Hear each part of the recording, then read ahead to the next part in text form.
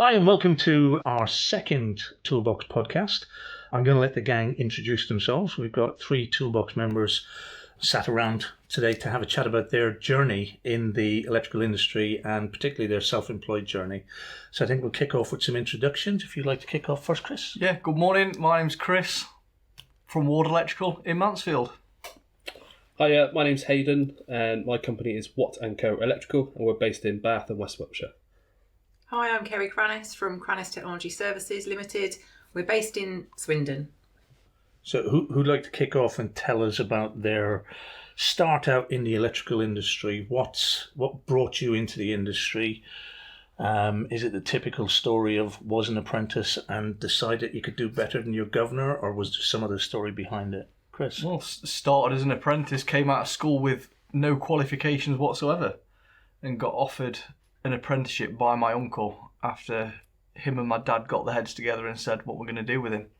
And then did the full apprenticeship, became qualified, moved to Mansfield, worked for a few different businesses around Mansfield, one of them going bust, which led to me setting up as self-employed after wanting to do it for a while. And it was just the ideal opportunity.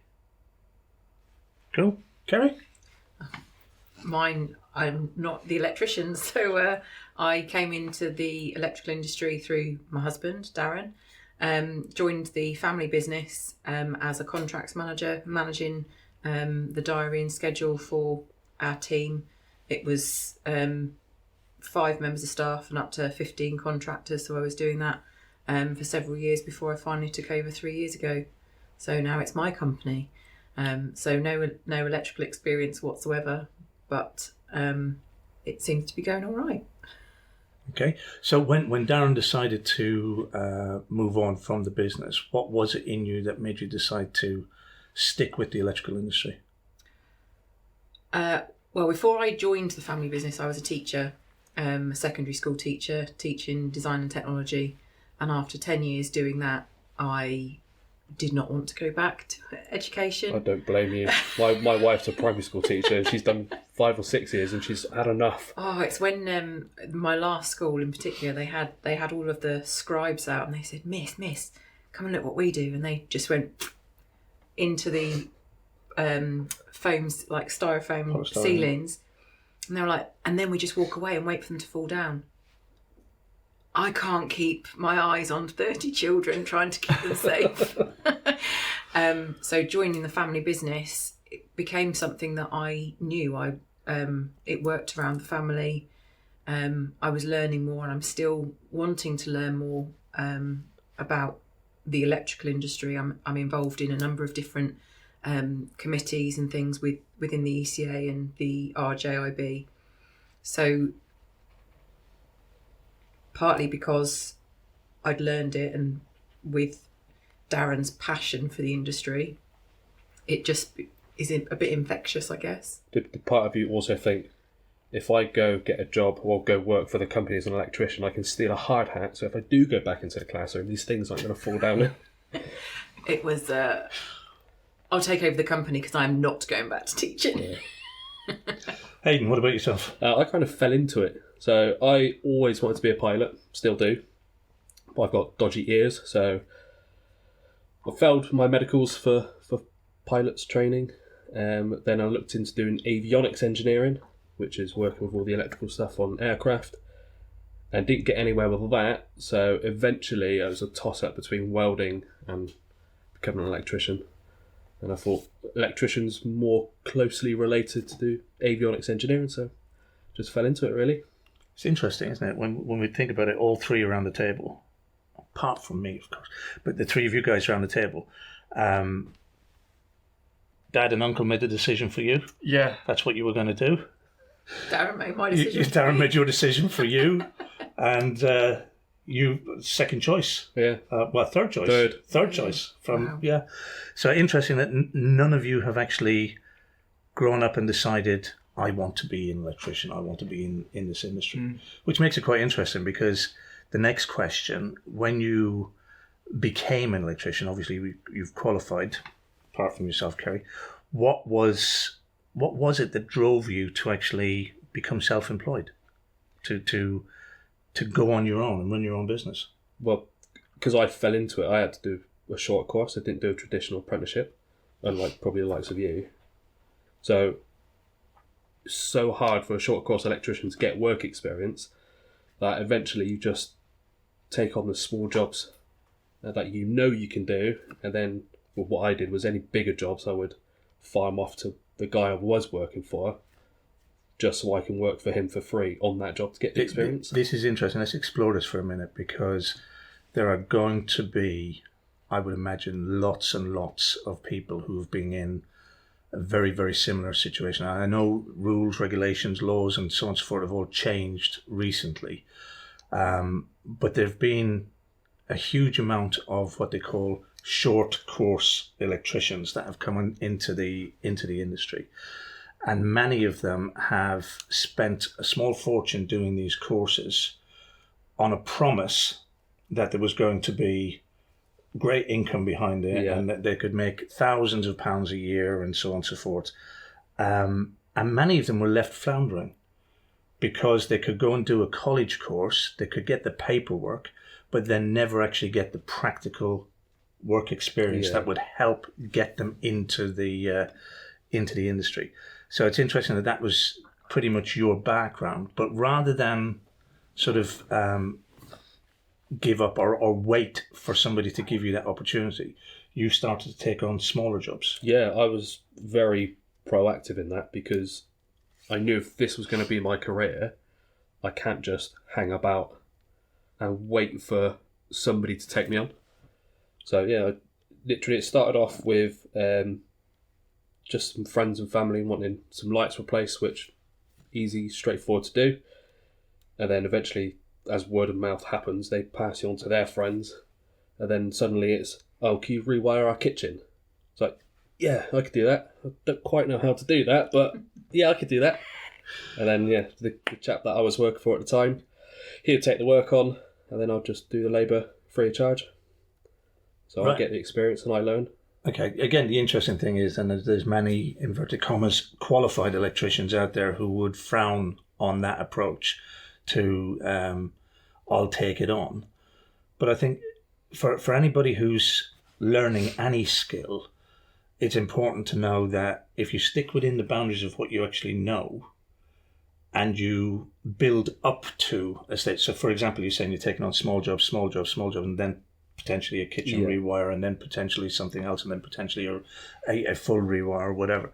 But it's building up to get that confidence rather than just going head first in. Definitely. Because unfortunately, there have been a few who have taken that approach, haven't they? They've gone and got the paperwork and decided, I don't need the actual practical experience. What I did in a box in a classroom is going to be good enough. And then suddenly they're out there doing full-on commercial rewires or three-phase systems or whatever, and it's like, now you're just creating a hazard, you're creating a problem. And I think those are the ones that are given or have given the short course electricians a bad rep.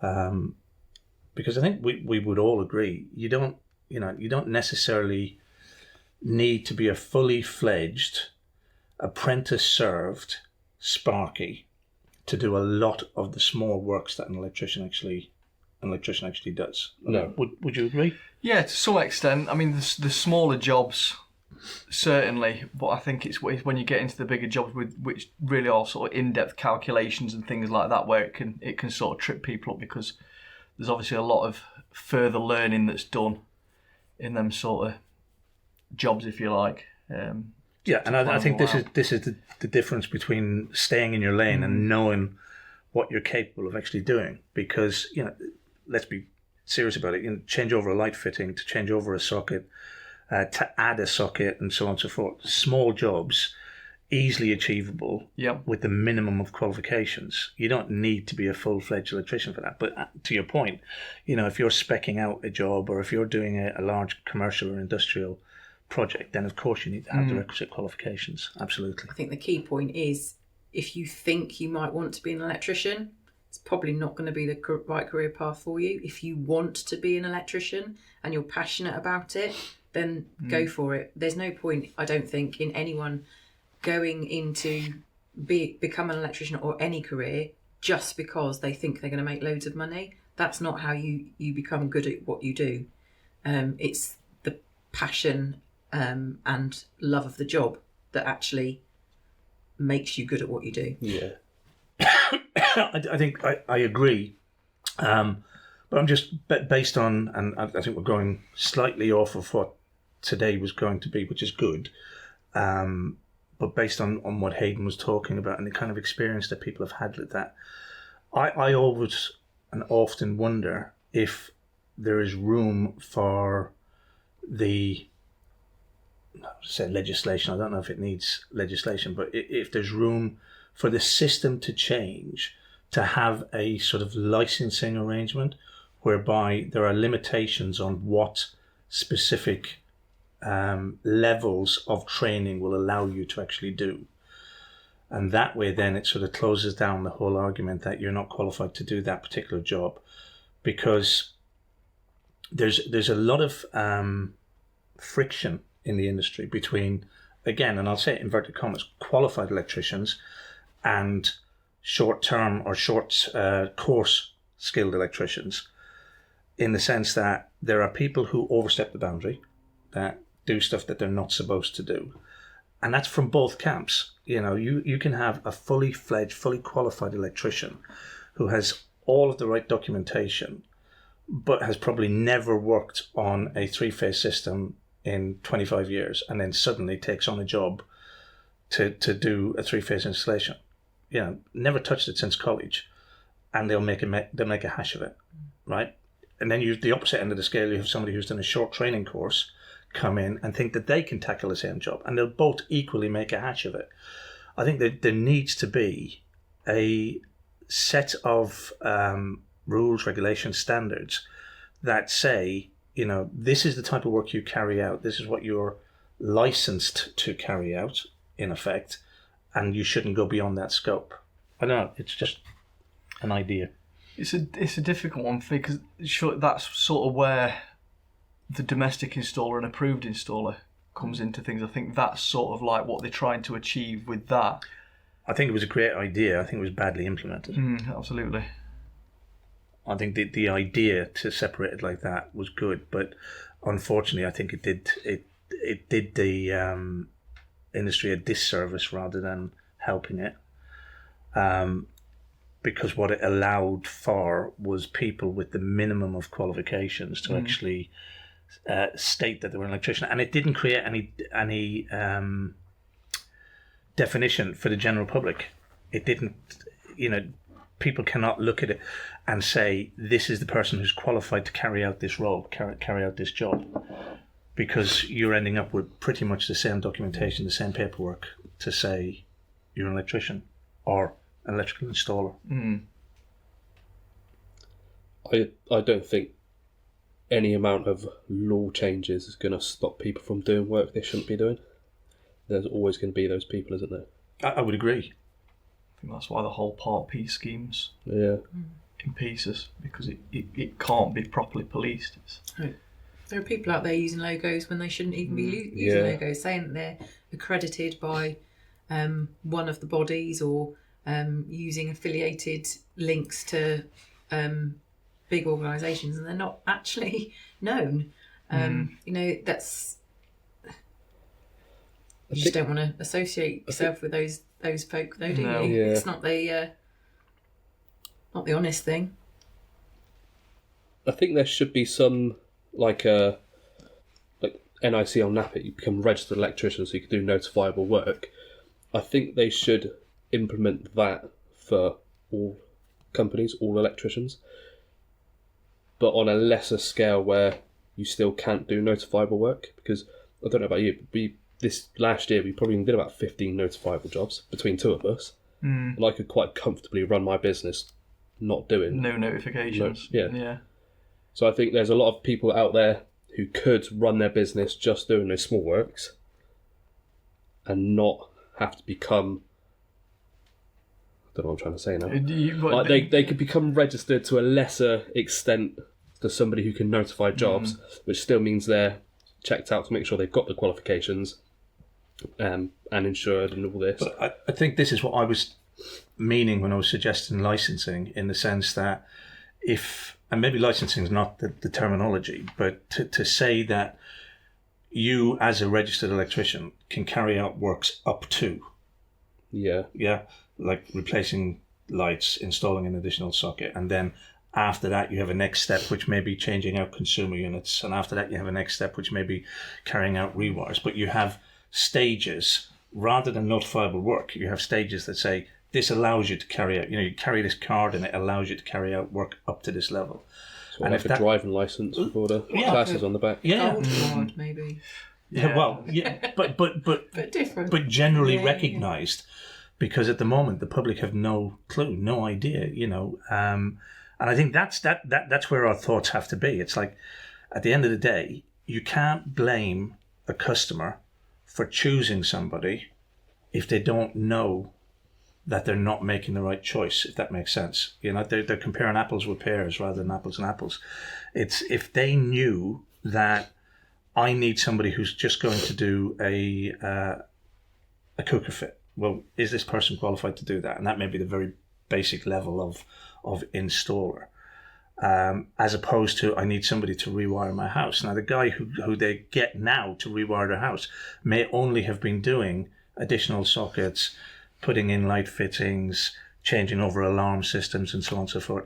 And now suddenly they give him a project to rewire a house, and they've no clue whether he's actually done it before, whether he's qualified to do it, whether he's got any experience doing it. But he has a piece of paper that says he's an electrician. Where do you draw the line with that, though? Because if you have a house, one socket in from the fuse board, you can in theory rewire 5 other rooms off it, and it'll just be a minor works. Yeah. I think we're highlighting a problem that is beyond widespread yeah. throughout the industry. It's something that we come across quite often. We did an EICR recently for somebody that had got a retired electrician in. And although on the face of it, all the wiring was good, and this guy obviously had his certificates up to a point, he'd made a complete hash of the lighting circuit, and obviously we've got to try and now put that right, because the building controller have asked the customer for a certificate. He obviously can't issue a certificate because he's not registered, so it then falls on us to do an EICR. For us to put our name to it, it's difficult. It's very difficult. We went off on a slightly little bit of a tangent, but anyway, okay. coming back to your own business, and I guess probably for you, Ceri, to start with. I mean, when you realised you were taking over the business from Darren, what was your biggest fear? Failure. It's not interesting. I was actually recovering from a full mental health breakdown at the time that I took over, because it was easier for me to take over the company than it was for me to try and get another job because of where I was mentally. So I had lots of fears of, could I do it? Are people going to respect me because I'm female and I'm not an electrician? Am I going to fail? And that's the thing that has played on my mind has been, you can't fail, and turning that around has been quite hard, but I'm turning it around. We're doing it. We're doing okay, and that's the biggest thing. A lot of my fears about not being accepted, or people looking down on me because I'm a female and I'm not an electrician. To run a company, you don't need to be an electrician. You need to have good staff behind you, and thankfully I've got some amazing electricians. But yeah, to do all of the admin, finance stuff, the invoicing, you don't need to be an electrician for that part. It's interesting that you say that, because some people would say that it's actually a hindrance to be the electrician and run the business at the same time. Because you're too invested in the day-to-day work rather than working on the actual business itself. And a lot of maybe you guys have found this, I don't know, but a lot of electricians will find that they're so busy doing the doing that the actual business of running the business gets left aside and gets ignored. Or Haydon and I had a conversation this morning that we touched on that's an issue that I have got at the minute, that I'm so busy on site again, new year, everything's kicked off, that at this moment in time I've just not got time to work on the business that I need to have, and it's been pretty stressful. As I said, this month's been pretty testing, so I've just got to try and start finding that balance again and try and start running the business more. I think taking that next spark on for you though. That's the key thing for me at the minute. do you find that even if you take on other electricians, if you take on other staff, and I say this because many electricians find this, they take on other staff, that they still find themselves in the trenches? You still find yourself going back to it? I think it takes the right sort of person to actually step away from that. That's exactly what I'm trying to find at the minute. So having the right people that you can just leave to do the jobs without having to put as much input in on site gives you the chance to take that step back and actually focus on pushing the business in order to take the next step again. And that's sort of how we try and... Yeah, I find that this concept of the right person, though, is... I think that needs...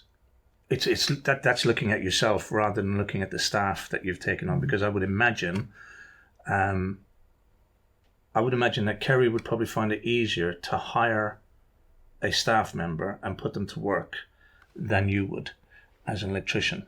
And my reasoning behind that is, I think, because as electricians, I'm talking from my own perspective here as well, having been on the tools, is that we look to judge people against how we operate as an electrician.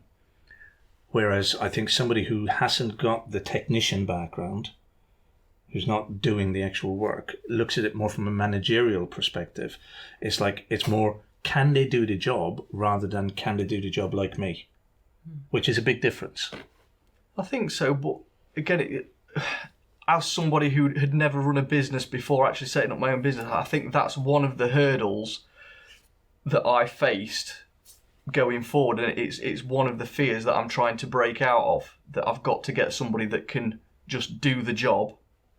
Not, do you know what I mean? It's difficult to, someone that can do the job but isn't another me, if you like. Yeah. I can just leave to do what they need to do. I'll organise the work, stuff like that. You just go and do the job. Yeah. That's, I think, finding people that can do that is the key thing, and separating yourself from the fact that, well, they're not quite how I do it, but they're doing it to a good standard, to how I want the business to work. They're showing up. They're doing the jobs.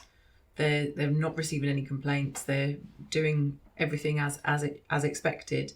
That in itself, even without the electrical part in, is a whole issue. You can have somebody who's brilliant at the actual installation, but is always late, that doesn't show up when they're meant to, that doesn't report back to you and stuff. That's,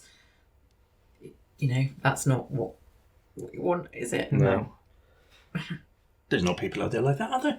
Well, most people are so glad to get a job and work hard. Yeah, you'd think there wouldn't be people out there like that, but yeah, there's quite a few that just think that we, as the owners of the business, owe them.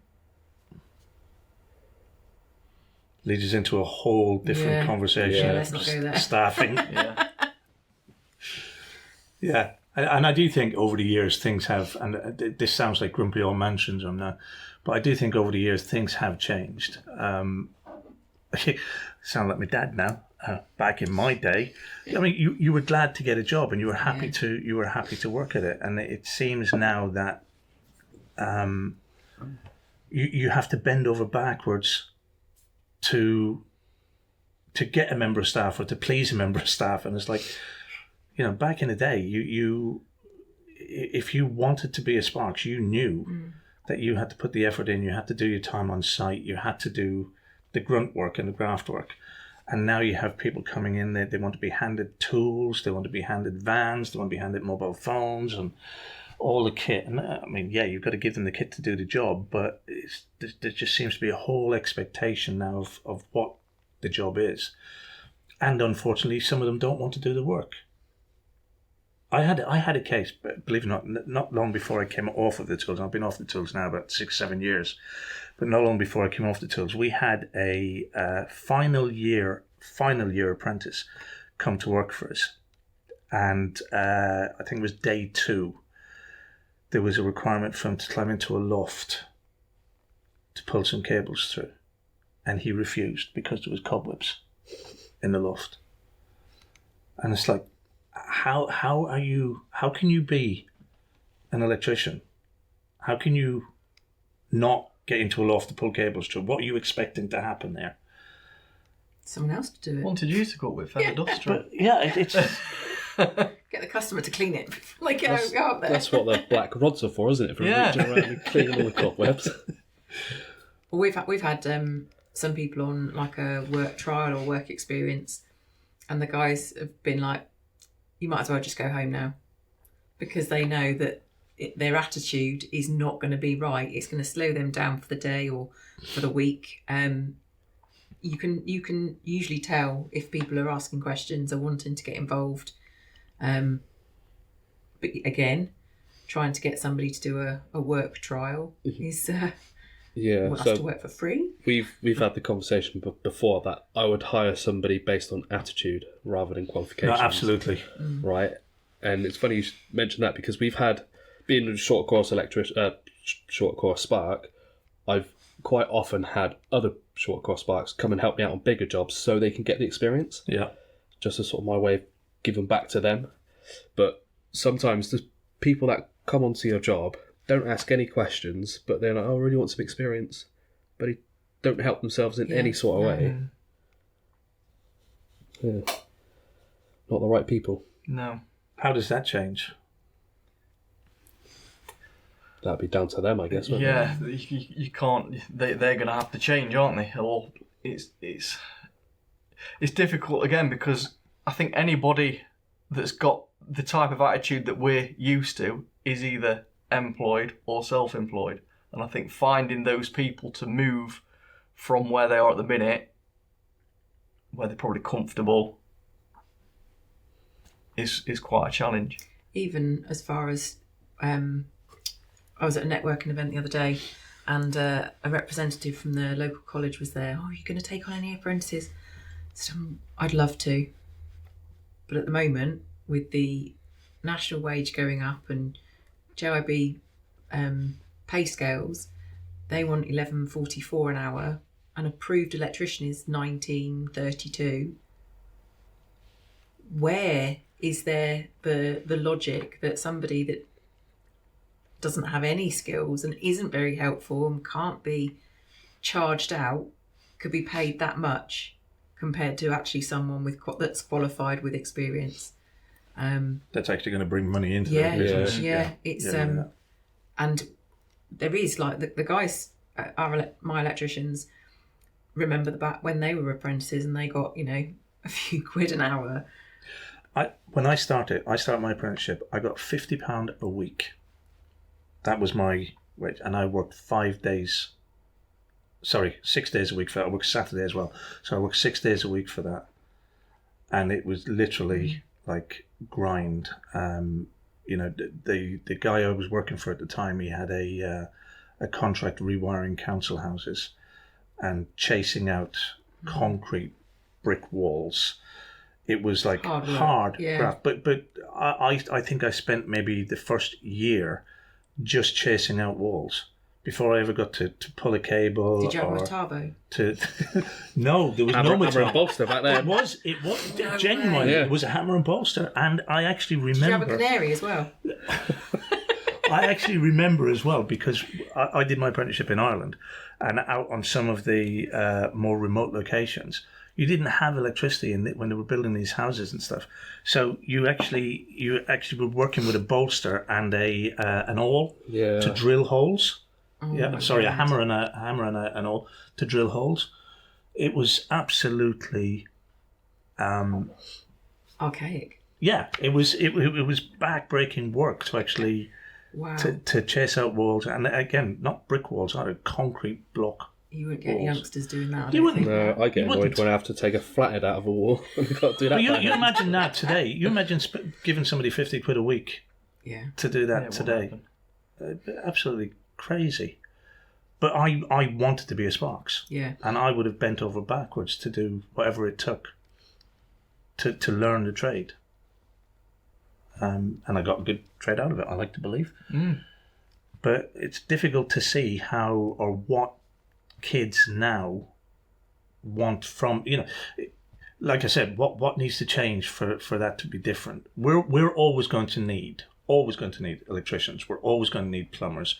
There's certain trades that are not going to, no matter what happens with AI or anything like that, there's certain trades that are not going to go away, right?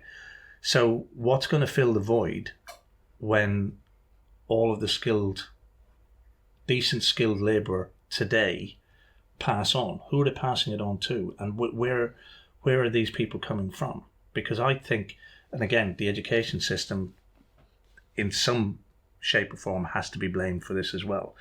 Everybody being promised that university is the way to go, and they don't have to get their hands dirty, and you don't talk to kids now who say they want to work in the electrical industry or in the construction industry.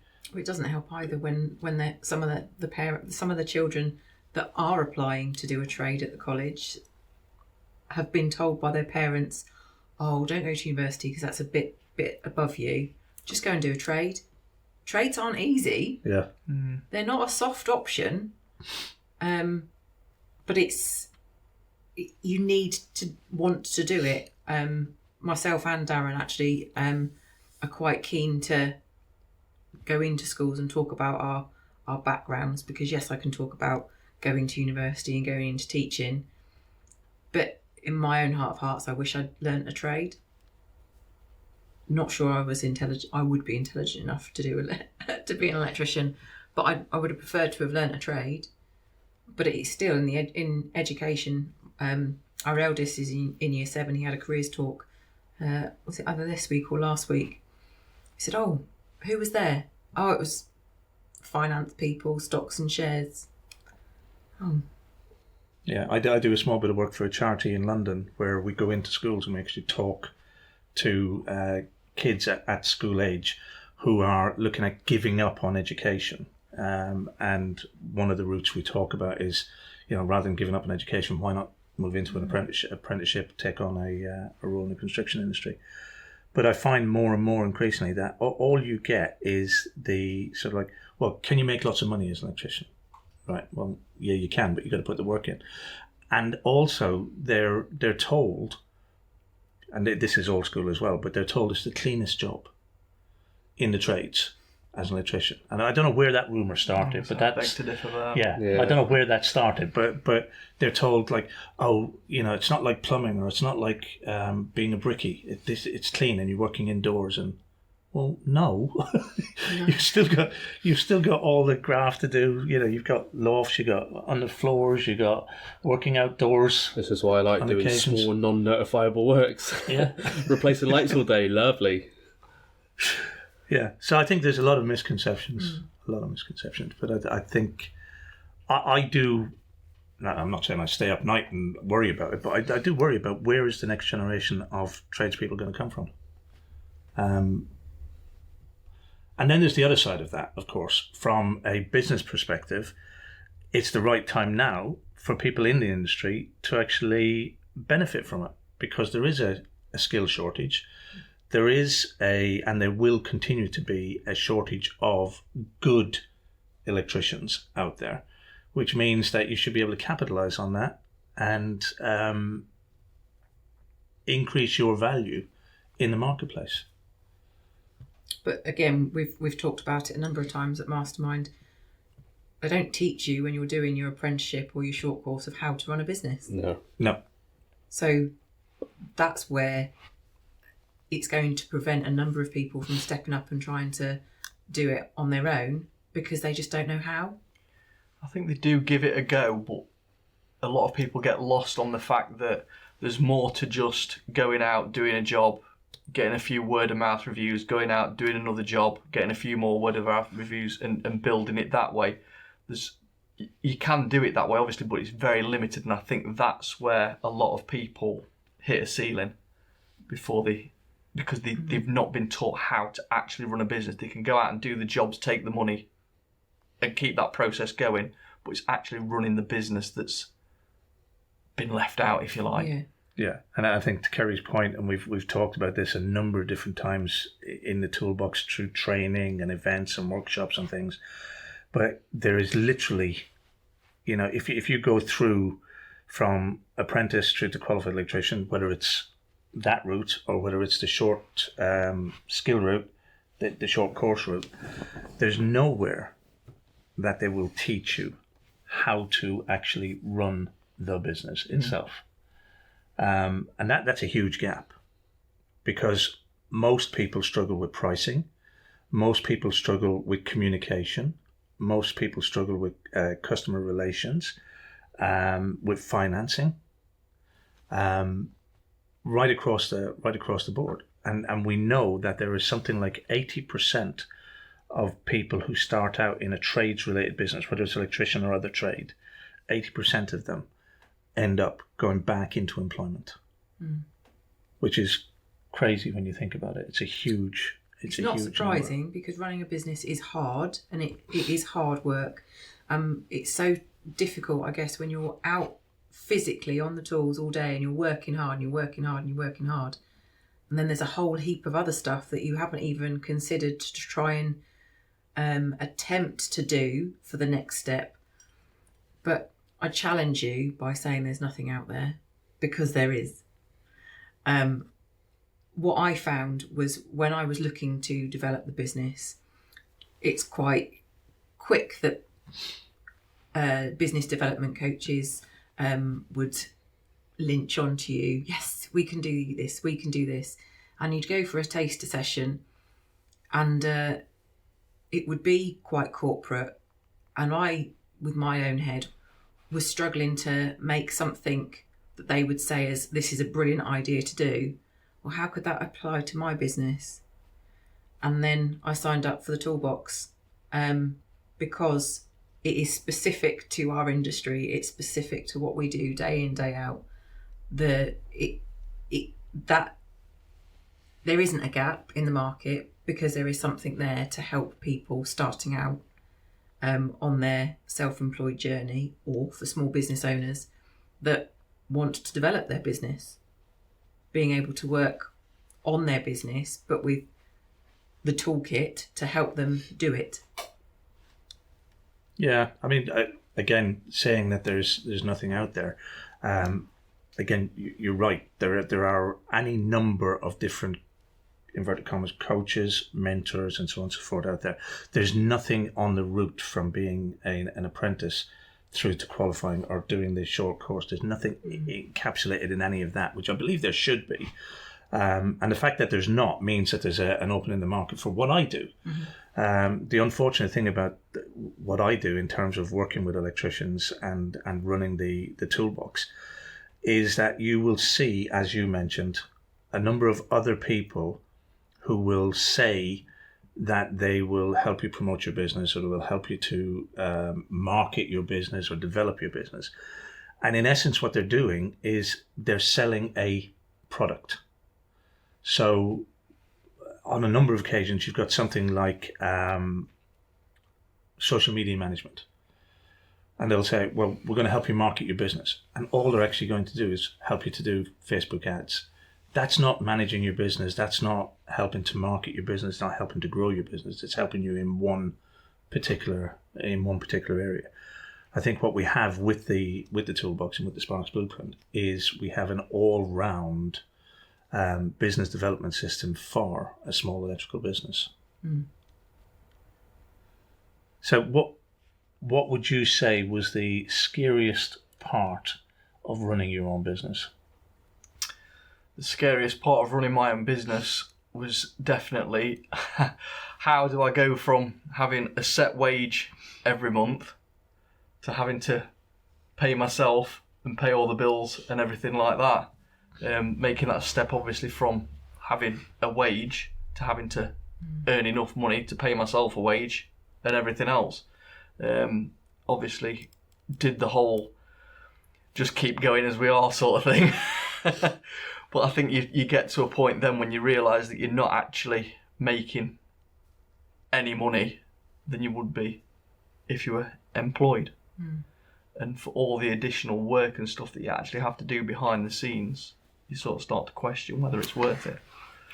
And that was probably the scariest point for me, trying to get all that money in to pay for my bills. What about you, sir? Yeah, I think my thinking, because I went from working for somebody else to then charging £20 an hour, and at the time I thought that was a huge amount of money. And I thought, that is a scary amount of money to go and put these new sockets in for somebody. They're not going to pay that. But I very quickly got over that hurdle. But we started off there because that's what other people were charging.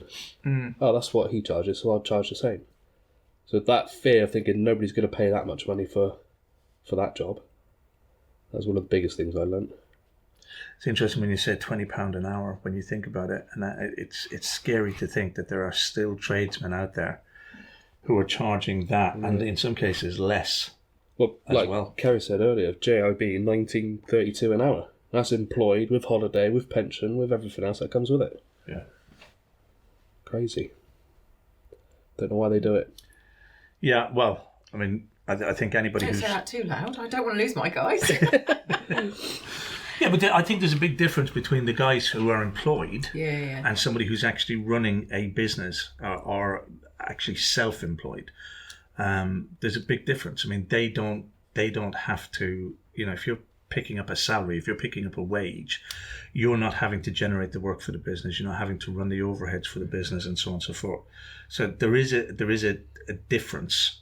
And I think that's what creates the issue when people come out of employment to running their own business.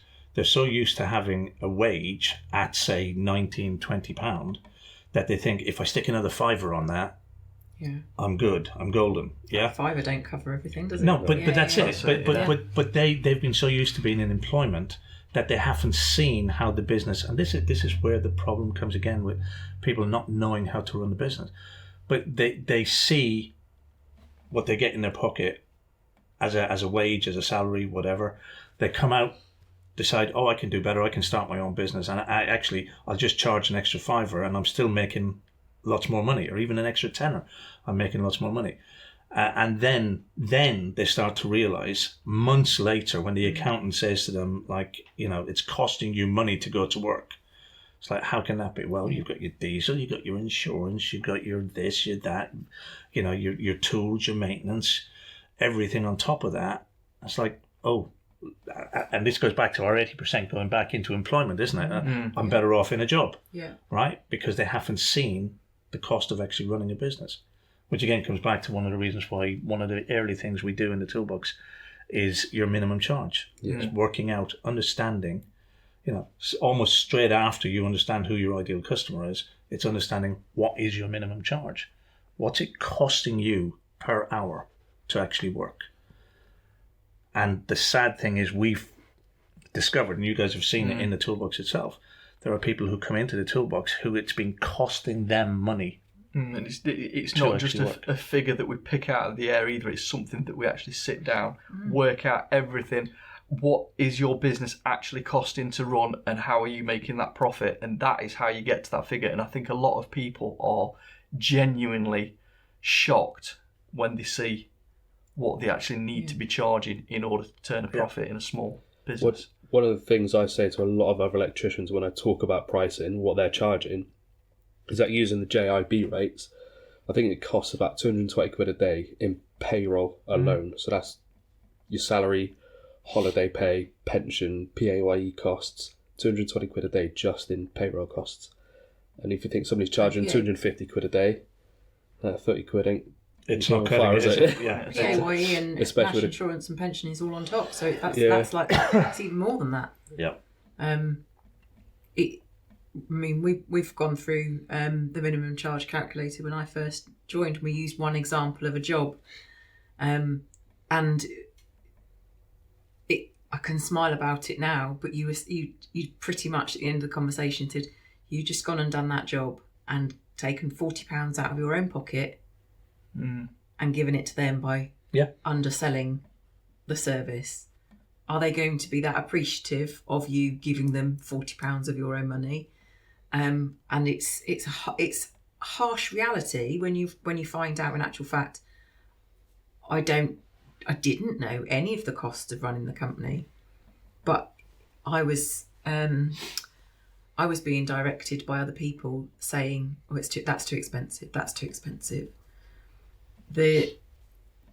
And I think there are a number of people, general public or people in the trades, that see the idea of profit being a curse word. Yeah, absolutely. The idea of profit isn't there so that we can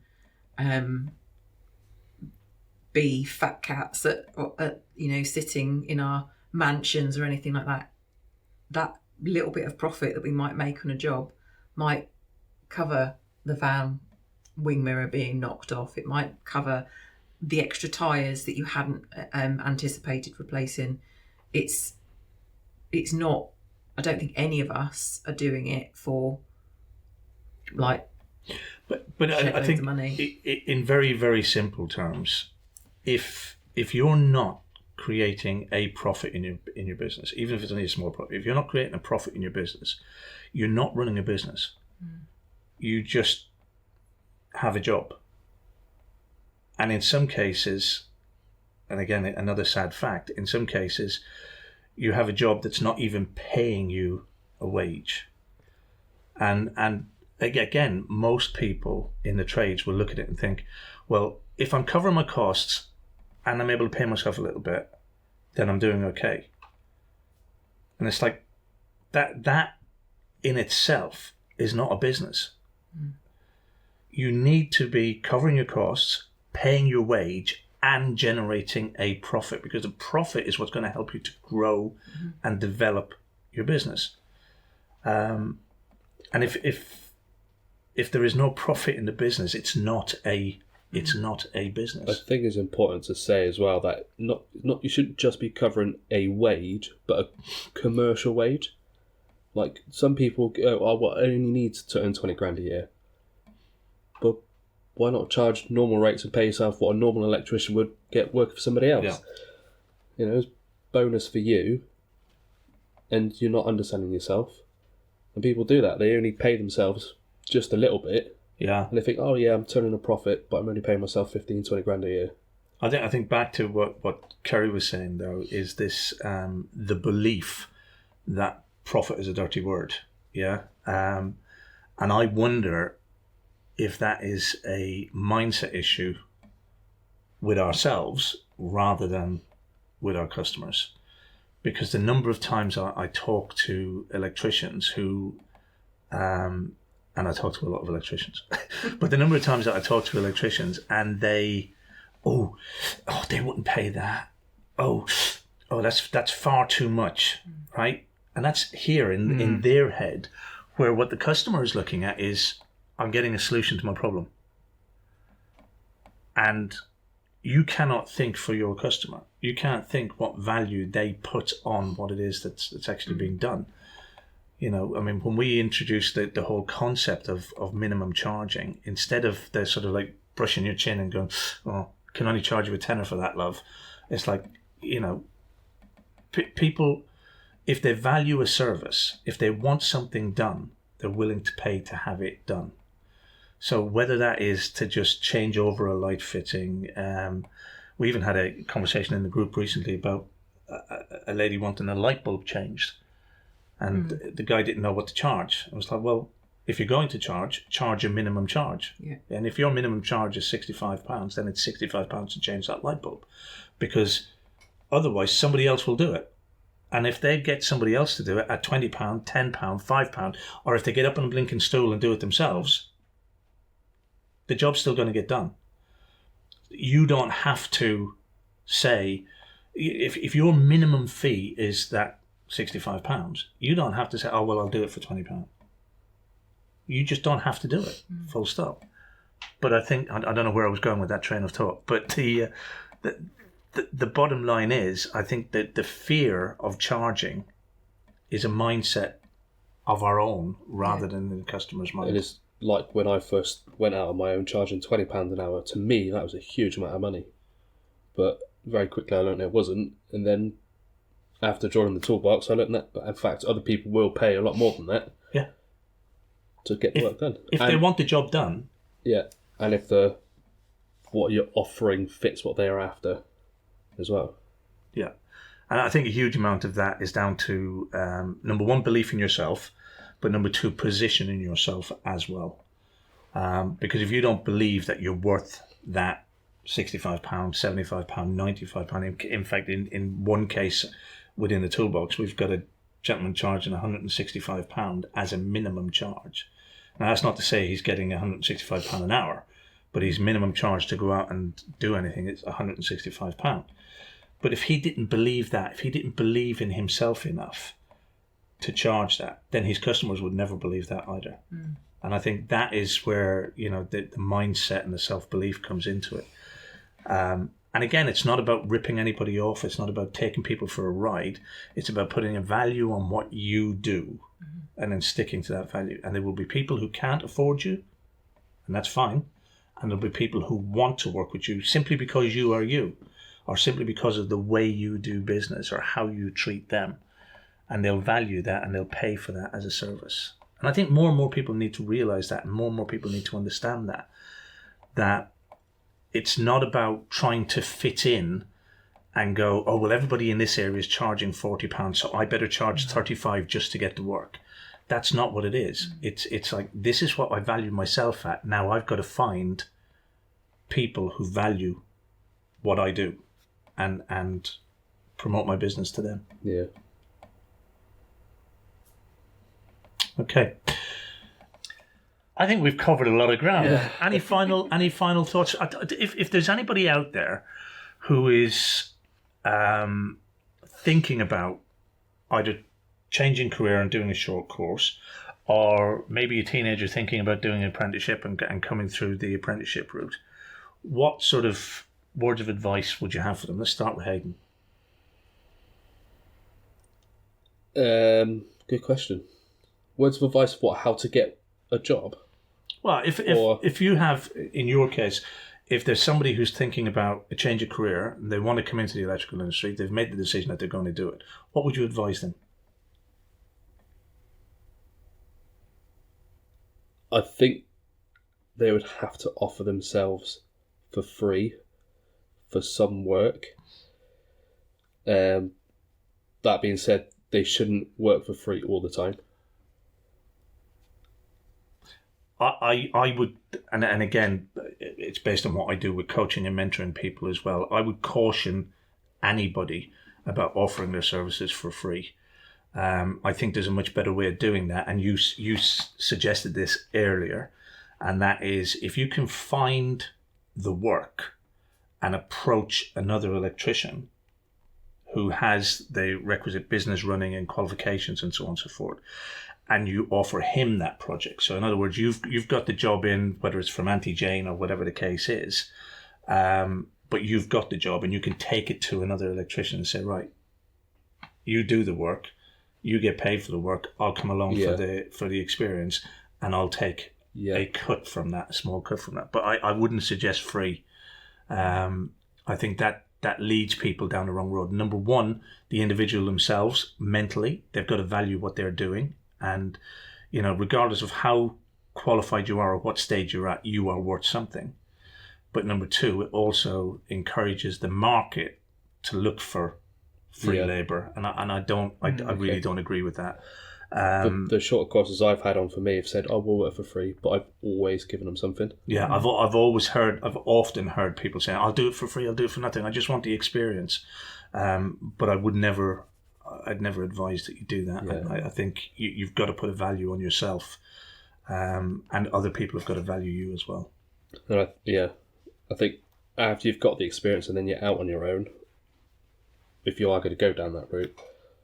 If it was me starting again, I would probably learn business first and start charging those higher rates to begin with. Yeah. I wouldn't ever go low prices just to get a customer base, because those customers are not going to be the customers in the future anyway. Yeah. So if I was to start again, yeah, business first and charge higher rates straight from the get-go. Excellent. So is this for anybody coming into the... Yeah, anybody coming into the industry. Anybody that wants to come into the industry, make sure you do your full apprenticeship, see it through all the way.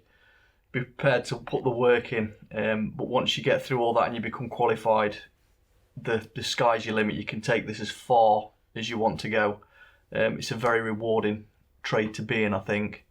But just make sure that if you're going to do it, commit to it and see it through to the end.